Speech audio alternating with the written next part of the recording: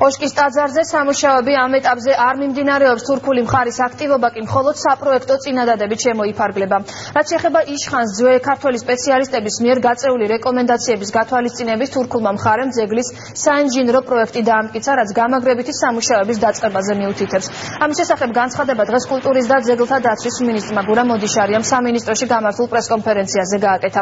გურამ ოდიშარიას განცხადებით თურქულ მხარესთან კულტურის და ძეგლთა დაცვის სამინისტროს მიერ მომზადებული შეთანხმების საბოლოო ვარიანტი საგარეო საქმეთა სამინისტროს პრეზიდენტის ადმინისტრაციას გადაუგზავნა 2013 წლის 29 მარტს. დოკუმენტის მიღება ადმინისტრაციაში ფიქსირდება 1 აპრილს, თუმცა ამ პერიოდის განმავლობაში პრეზიდენტის ადმინისტრაციისგან სამინისტროს ოფიციალური პასუხი არ მიუღია. მომზადებული შეთანხმების საბოლოო ვარიანტი საგარეო საქმეთა სამინისტრომ პრეზიდენტის ადმინისტრაციას გადაუგზავნა 2013 წლის 29 მარტს. დოკუმენტის მიღება ადმინისტრაციაში ფიქსირდება ასევე მიმდინარე წლის 1 აპრილს.